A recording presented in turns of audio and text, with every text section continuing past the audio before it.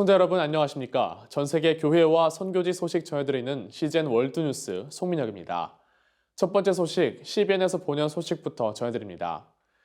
결혼율은 증가하고 이혼율은 낮아졌습니다. 낙태 역시 급격히 감소했습니다. 헝가리 정부가 가족을 최우선 가치로 두고 그 중심에 정책을 펼친 결과입니다. 10년 전 헝가리 정부는 큰 문제에 빠졌다는 것을 깨달았습니다. 낙태는 증가했고 출산율은 낮아졌으며 인구는 감소하고 있었습니다. 그래서 헝가리 정부는 급진적인 결정을 내렸고 어린이와 가족을 가장 중요한 자원으로 여겼습니다.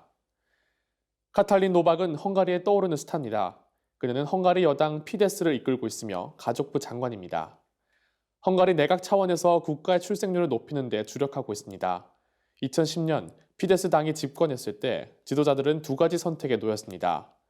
이민자들에게 문을 열거나 헝가리인들이 더 많은 아이를 낳도록 유도하는 것이었습니다. The number of marriages were down, the number of divorces were up, the number of abortions were high. 지난 40년간 헝가리 인구는 10% 감소했습니다.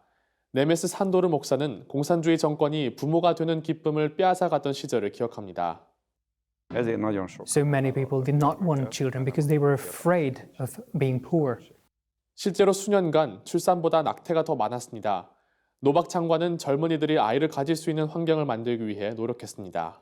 To support young adults to be able to have as many children as they wish to have in the moment when they wish to have these children. So to give them the real freedom of choice, the opportunity to choose in favor of life as many times as they wish to. 그 예로 4명의 자녀를 키우며 직장을 다니는 헝가리 여성은 평생 소득세를 내지 않고 3년간의 육아휴직을 얻습니다. 부부는 주택 구매를 위해 약 3만 달러 상당의 금액을 무이자로 대출받을 수 있습니다. 대출액은 자녀가 한 명이 늘어날 때마다 줄어들고 자녀가 셋이 되면 전액을 탕감받습니다. 이 정책은 효과적이었습니다. 가족 정책에 대한 투자가 증가하자 출산율이 높아졌습니다. We also give services, not only financial support, but for example, childcare facilities or free child catering or summer camps for the children. 출산율만 증가한 것이 아니라 결혼율도 83% 증가했습니다. 이혼율은 60년 만에 최저치를 기록했고 낙태율도 극적으로 감소했습니다. For me personally, this is one of the most important outcomes of our 10-year family-friendly or family-oriented policies, that the abortions dropped by 41%. And I think that we still have work to be done in this matter because we have to point out the value of life. 헝가리는 헌법에 따라 전통적인 가족의 가치를 지킵니다. 올해는 어머니는 여자이고 아버지는 남자인 것을 명확히 하기 위해 법이 개정됐습니다. 또한 성교육을 포함한 아동교육을 부모에게 전적으로 맡기는 법안을 통과시켰습니다. 이는 유럽연합의 지도자들에게 분노를 자아내는 결정이었습니다. Now that created such a great outrage in the European Union's politics that now they are trying to impose sanctions on Hungary. 유럽연합은 헝가리가 LGBT를 차별한다며 비난합니다. But we are heavily attacked and criticized for their belief, our Christian beliefs, and also because of Christian democratic political ideals. 졸탄 코바치 헝가리 대외관계 국무장관은 유럽연합이 헝가리 학교 정책에 관여할 권한이 없다고 말했습니다. They don't like us because we won't let the violent and overreaching LGBTQ propaganda come to our schools, come to the lives of our children. 헝가리 정부로서는 이 정책은 지극히 상식적인 일입니다. For me, it is also very difficult to understand what is the controversial in saying that the mother is a woman and the father is a man, or that marriage is between one man and one woman based upon their mutual consent. I think it is the basis of our lives, and we just have it reflected in our constitution. So I think that we don't have to explain it because it is just the way it has always been, and that's the way it still is in Hungary. 헝가리는 내년 총선을 앞두고 있습니다. 빅토르 오르반 총리에 맞서기 위해 야당들이 연합했지만 산도르와 같은 크리스천 지도자들은 그를 지지합니다. Ez egy csodálatos. But of course, it's a fulfillment of a prayer that the policy of the government is aligning with us, and may God make it permanent. We have never had the intention to having international attention, focusing on us, or teaching lessons to anybody. But we don't want to be taught any lessons either. 가족의 건강한 성장을 정부의 최우선 정책으로 삼는 것은 오늘날의 세계에서 혁명적인 일로 보입니다. 그러나 헝가리 정부는 이 정책이 나라를 풍요롭게 하며 다른 대안은 없다고 여깁니다.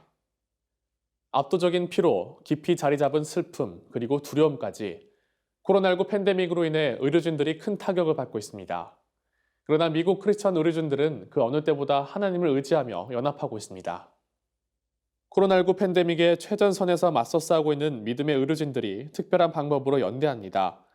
버지니아주의 센타라 리 병원은 직원들을 위한 기도가 절실했습니다. COVID really took a toll on the staff here at the hospital. Exhaustion, being overwhelmed, and not sure how to navigate this, and also deal with their own fears of maybe catching the disease and fearful of taking it home to their family and their loved ones, but still having the heart to do what they've been drawn to provide the care that others need. 코로나19 팬데믹이 시작된 이래 콜베르 목사는 환자와 환자 가족들만큼 병원 직원들을 챙깁니다.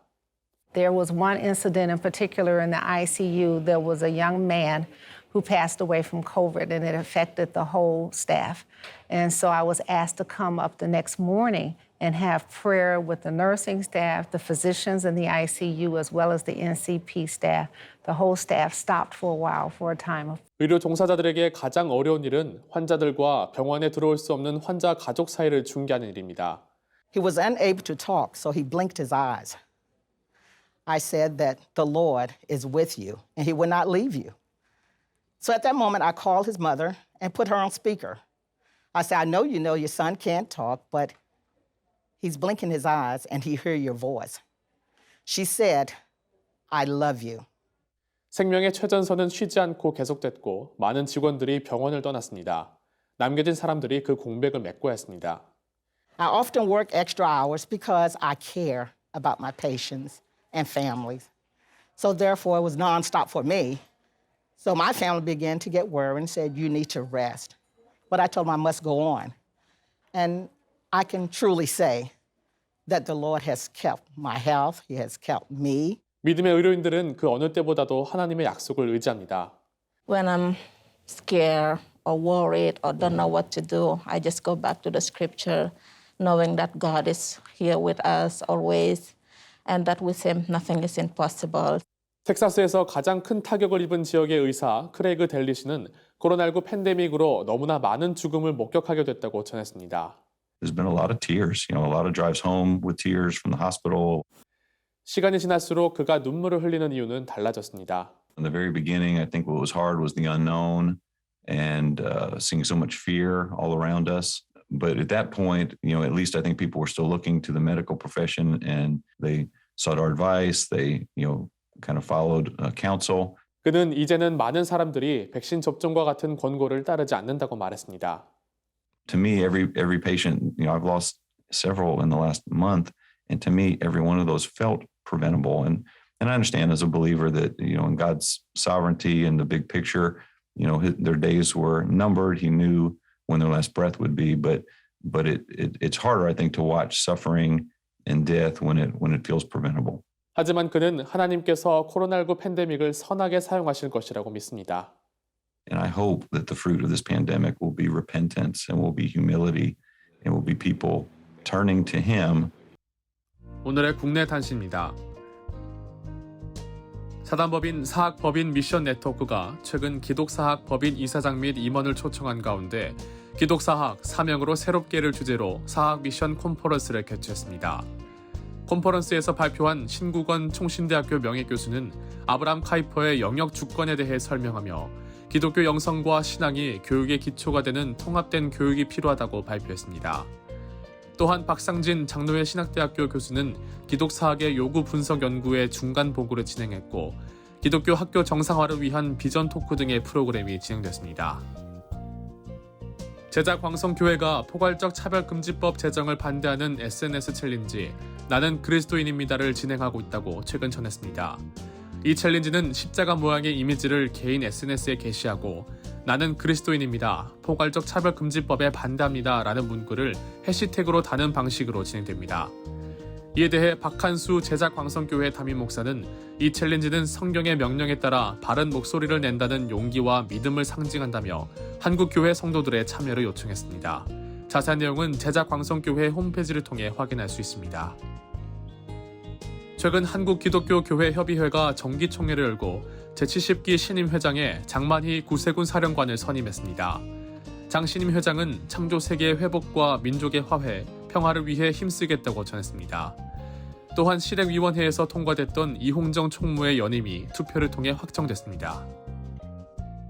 6.25 전쟁 이후 월남한 피난민들을 돌봤던 김선경 전도사를 기념하기 위해 남대문 교회에서 제정한 제24회 김선경 전도사 기념상을 실로암 샘물교회 이희숙 목사가 수상했습니다. 주최 측은 이 목사가 시각장애를 가지고 있으면서도 장애인을 위한 쉼터와 무료급식소를 운영하는 등 돌봄 사역에 힘쓴 공로를 인정해 수상자로 선정했다고 전했습니다. 상을 받은 이희숙 목사는 우리 실로암 샘물교회 공동체의 모든 장애우를 격려하시는 것으로 알고 겸허히 받겠다고 수상소감을 전했습니다. 세계성시화운동본부, 국회조찬기도회, 국가조찬기도회, 한일기독의원연맹, 세계한인교류협력기구 5개 단체가 최근 성명을 발표하고 교계연합기관 한국교회총연합, 한국교회연합, 한국기독교총연합회의 통합을 촉구했습니다.